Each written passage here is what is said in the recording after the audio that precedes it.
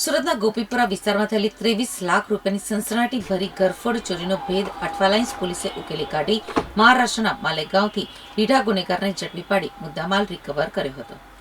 Surat police commissioner Wabang Jamir, અધિક police commissioner Bagadiya, નાયબ police commissioner નીતિ ઠાકુર સહિતનાઓની સૂચનાને લઈ પીઆઈ પીએચ ભાટી તથા પીઆઈ ટીએ ગઢવીની ટીમ પીએસઆઈ એઆર મહડા સાથે પેટ્રોલિંગમાં હતી ત્યારે ગોપીપુરા વિસ્તારમાં થયેલ 23 લાખની ચોરીની ઘટનામાં તપાસ શરૂ કરી હતી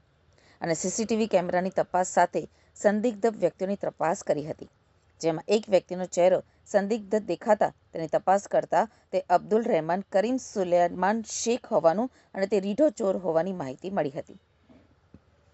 જેથી અઠવા પોલીસે તેની તપાસ શરૂ કરી હતી. જોકે આરોપી મોબાઈલ રાખતો ન હોય તેને ઝડપી પાડવા પોલીસે લોઢાના ચણા ચાવ્યા હતા. જોકે અઠવા પોલીસની ટીમે બાતમીના આધારે મહારાષ્ટ્રના ગુલસનાબાદ વિસ્તારમાંથી આરોપી અબ્દુલ રહેમાન શેખને ઝડપી પાડી તેની પાસેથી સોના ચાંદીના દાગીના તથા રોકડ સહિત તમામ મુદ્દામાલ કબજે કરી તેની ધરપકડ કરી હતી. 1 ઓગસ્ટ 2026ના કલાક 1 થી 7 વાગ્યામાં અઠવાલાઇન્સ પોલીસ સ્ટેશનના ગોપીપુરા મોહલ્લામાં એક ઘરમાં પ્રથમ માલથી કબાટ તોડીને કોઈ અજાણ્યા ઇસમ લગભગ 23 લાખના સોના ચાંદીના દાગીના અને કુછ એક રોકડ રૂપિયા આ લઈને નાસી ભાગી ગયા હતા. તો એમની જાણ થતાં જ અઠવાલાઇન્સ પોલીસ સ્ટેશનના બધી ટીમો એક્ટિવ થઈ ગઈ, જેમને લીડ એમના ડી સ્ટાફ પીએસઆઈ મહિડા કરી રહ્યા હતા અને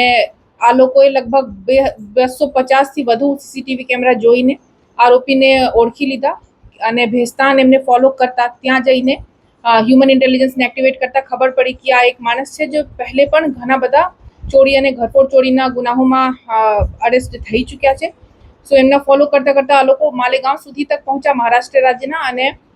ત્યાંથી આરોપીને ઝડપી પાડ્યા અને આ લઈને અહીંયા આવ્યા તો ખબર પડી કે મુદ્દામાં લઈને આરોપી ગયા નહીં હતા અને અહીંયા જ ગાંધીબાગ પાસે ઝાડીઓમાં છુપાઈને મૂકી દીધા હતા.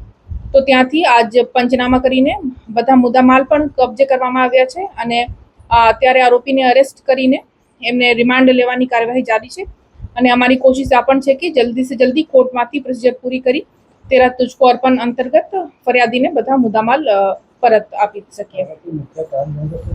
હા, આરોપીના નામ અબ્દુલ રહેમાન શેખ છે. એમની ઉંમર લગભગ 24-25 વર્ષની છે અને ધંધા છૂટક મજૂરી કરતા હતા, બટ એમના ઉપર 2019થી 26 સુધીમાં